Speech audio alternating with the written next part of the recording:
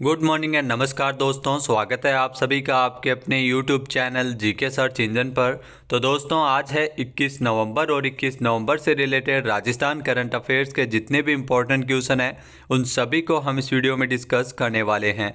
तो पूरा वीडियो बहुत ध्यान से देखना और वीडियो के एंड में मैं आपसे क्वेश्चन पूछूंगा जिसका आंसर आपको कमेंट बॉक्स में देना है। कल के वीडियो में मैंने आपसे क्वेश्चन पूछा था जो था राजस्थान विधानसभा चुनाव 2023 के लिए प्रदेश में सतरंगी सप्ताह का आयोजन कब किया जा रहा है। जी हाँ, सतरंगी सप्ताह का आयोजन 16 से लेकर 22 नवंबर तक किया जा रहा है, यानी कि सी ऑप्शन इसका बिल्कुल सही था। जिन दोस्तों ने सी ऑप्शन कमेंट बॉक्स में सही जवाब दिया था उनको हार्दिक शुभकामनाएं।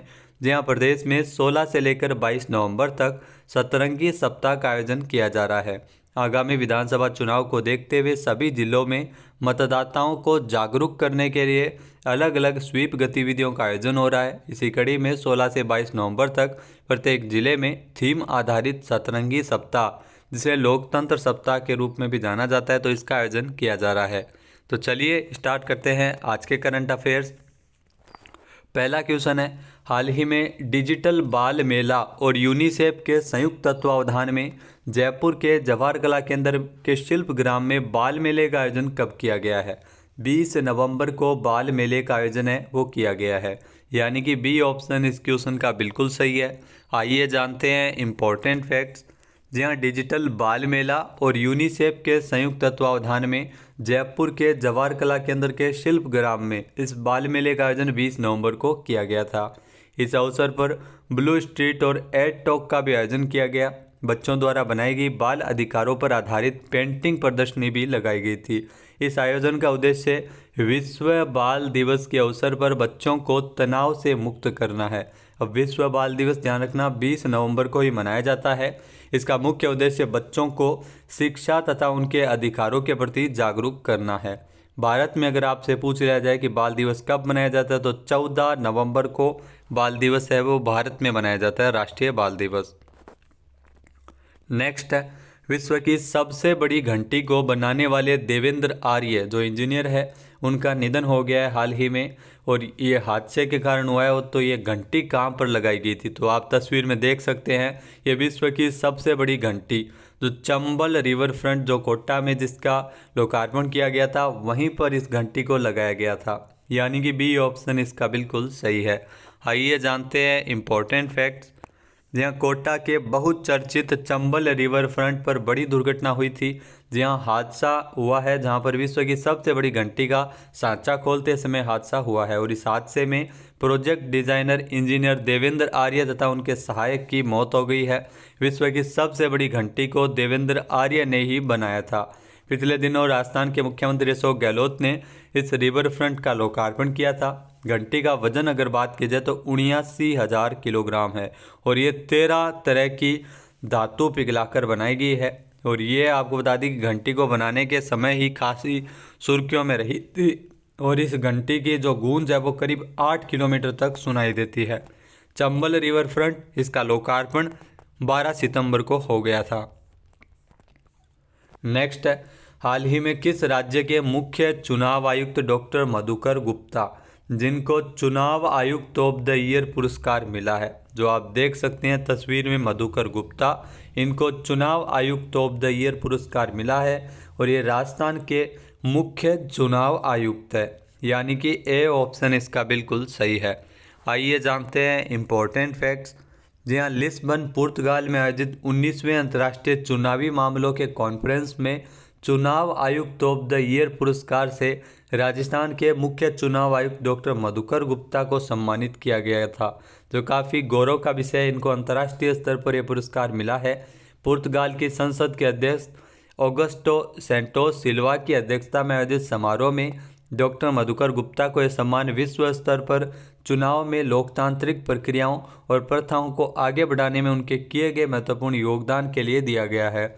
भारतीय प्रशासनिक सेवा के 1985 बैच के रिटायर्ड आईएएस अधिकारी डॉक्टर मधुकर गुप्ता को अगस्त 2022 में राजस्थान का मुख्य निर्वाचन आयुक्त नियुक्त किया गया था। नेक्स्ट है, राजस्थान का पहला वेस्ट टू वंडर पार्क किस जिले में है। जी हाँ, जोधपुर में है। राजस्थान का ये पहला वेस्ट टू वंडर पार्क, यानी कि डी ऑप्शन इसका बिल्कुल सही है, जिसमें वेस्ट से स्कल्पचर बनाए गए हैं, जो वेस्ट मटेरियल है उससे। नेक्स्ट है, अगर बात की जाए इंपॉर्टेंट फैक्ट्स की, तो जोधपुर जिले के सुरपुरा बांध के पास बना ये पार्क है वो राजस्थान का पहला वेस्ट टू वंडर पार्क है।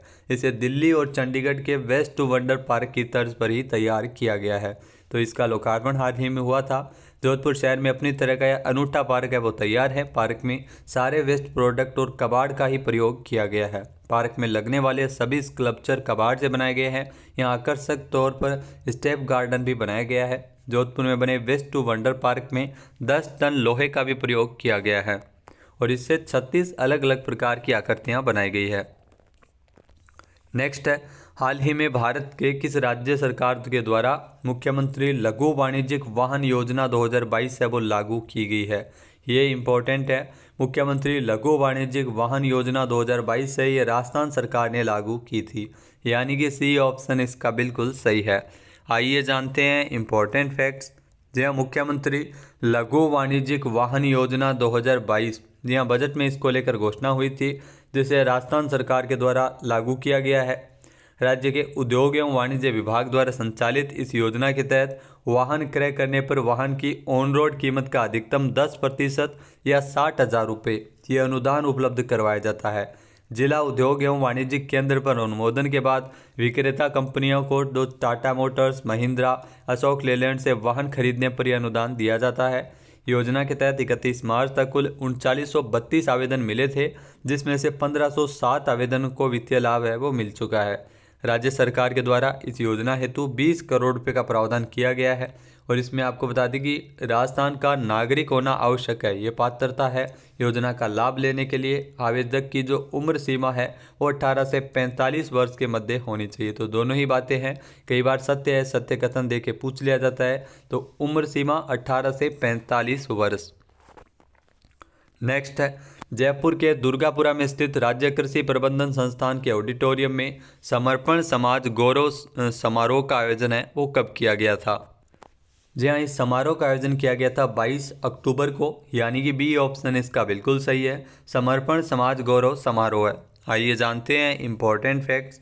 जी हाँ, समर्पण संस्था की ओर से 22 अक्टूबर को जयपुर के दुर्गापुरा में स्थित राज्य कृषि प्रबंध संस्थान के ऑडिटोरियम में समर्पण समाज गौरव समारोह का आयोजन किया गया था, जिसमें संस्थापक अध्यक्ष दौलत राम माल्या के मुताबिक अलग अलग क्षेत्र में कार्यरत देश की 57 विभूतियों को सम्मानित किया गया था, जिसमें समाज सेवा, शिक्षा, चिकित्सा, साहित्य, खेल सहित कुल 15 श्रेणियों के पुरस्कार एवं 18 युवा प्रतिभाओं को ये सम्मानित किया गया था। नेक्स्ट है, मुख्यमंत्री अशोक गहलोत ने जोधपुर के पुलिस ट्रेनिंग सेंटर में विभिन्न निर्माण कार्यों के लिए कितने करोड़ रुपए स्वीकृत किए हैं? इसके लिए 10.84 करोड़ रुपए स्वीकृत हुए थे, यानी कि ए ऑप्शन इसका बिल्कुल सही है। आइए जानते हैं इम्पोर्टेंट फैक्ट्स। जहाँ राजस्थान के मुख्यमंत्री अशोक गहलोत ने जोधपुर के पुलिस ट्रेनिंग स्कूल में अलग अलग निर्माण कार्यों के लिए 10.84 करोड़ रुपए स्वीकृत किए हैं, जिसमें जो स्कूल की प्रशिक्षण क्षमता 500 से 1000 बढ़ाने के लिए स्वीकृति दी गई है। इस स्वीकृति से पुलिस कर्मचारियों की कार्य क्षमता और दक्षता में बढ़ोतरी होगी। सीएम ने 2023-24 के बजट में इसको लेकर घोषणा की थी। नेक्स्ट है, कौशल विकास और डिजिटल साक्षरता को बढ़ावा देने के लिए स्किल्स ऑन व्हील्स जिसकी पहल है वो सबसे पहले किस राज्य में शुरू होगी? यहाँ सबसे पहले इसकी शुरुआत है वो राजस्थान से ही की जाएगी, यानी कि बी ऑप्शन यहाँ पर बिल्कुल सही है। आइए जानते हैं इम्पोर्टेंट फैक्ट्स। जहाँ केंद्रीय मंत्री धर्मेंद्र प्रधान और लोकसभा अध्यक्ष ओम बिरला के द्वारा कौशल विकास और डिजिटल साक्षरता को बढ़ावा देने के लिए स्किल्स ऑन व्हील्स की पहल की शुरुआत की है। जहाँ स्किल्स ऑन व्हील्स एक अनोखा प्रयोग है जो राजस्थान में शुरू होगा और बाद में देश के अन्य हिस्सों में इसे विस्तारित किया जाएगा। इस पहल का उद्देश्य कौशल विकास में युवाओं के लिए सरकारी सहायता के बारे में जागरूकता पैदा करना है। नेक्स्ट क्वेश्चन है, सहारा समूह के संस्थापक कौन थे जिनका हाल ही में निधन हो गया है? जो आप तस्वीर में देख सकते हैं, सुब्रत रॉय सहारा समूह के संस्थापक थे जिनका हाल ही में निधन हो गया था, यानी कि ए ऑप्शन इसका बिल्कुल सही है। ये सहारा है वो इंडियन क्रिकेट टीम का स्पॉन्सर भी था पहले, आपने लोगो ज़रूर देखा होगा। आइए जानते हैं इम्पोर्टेंट फैक्ट्स। जी हाँ, सहारा समूह के संस्थापक और अध्यक्ष सुब्रत रॉय 75 साल की आयु में मुंबई के एक अस्पताल में इनका 14 नवंबर को निधन हो गया है। इसके अलावा आपको बता दें कि 1948 में बिहार के अररिया में जन्मे सुब्रत रॉय, जिन्होंने 1978 में सहारा इंडिया परिवार की शुरुआत की थी, जो बाद में डूब गई थी। नेक्स्ट है, आईसीसी ने हाल ही में किस देश के क्रिकेट बोर्ड को निलंबित कर दिया गया है? जी हाँ, इंपॉर्टेंट है, श्रीलंका क्रिकेट बोर्ड को आईसीसी के द्वारा निलंबित किया गया है, यानी कि डी ऑप्शन इसका बिल्कुल सही है। आइए जानते हैं इंपॉर्टेंट फैक्ट्स। जी हाँ, अंतर्राष्ट्रीय क्रिकेट परिषद आईसीसी ने श्रीलंका क्रिकेट बोर्ड जो आईसीसी सदस्यता को तत्काल प्रभाव से निलंबित किया है। यह निर्णय एक सदस्य के रूप में दायित्वों के गंभीर उल्लंघन के कारण, श्रीलंका के दायित्वों के गंभीर उल्लंघन के कारण आईसीसी ने श्रीलंकन क्रिकेट बोर्ड को बैन किया है। श्रीलंका विश्व कप 2023 में अच्छा प्रदर्शन नहीं कर पाया था और टूर्नामेंट से बाहर हो गया था। और ध्यान रखना, ऑस्ट्रेलिया छठी बार विश्व कप है वो जीत लिया है। 6 बार विश्व कप ऑस्ट्रेलिया ने जीते हैं।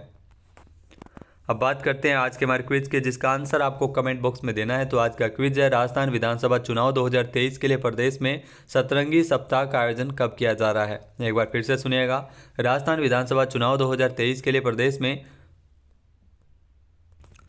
तो वो क्वेश्चन पूछा गया था। तो अगला क्वेश्चन है आपके लिए, जिसका आंसर आपको कमेंट बॉक्स में देना है। तो नेक्स्ट है, हाल ही में जयपुर शहर का 296वां स्थापना दिवस कब मनाया गया है? जी हाँ, जयपुर शहर का 296वां स्थापना दिवस है वो हाल ही में कब मनाया गया है? इसका सही आंसर आपको कमेंट बॉक्स में देना है। और अगर ये वीडियो आपको पसंद आए तो इसे लाइक और शेयर करना बिल्कुल ना भूलिएगा।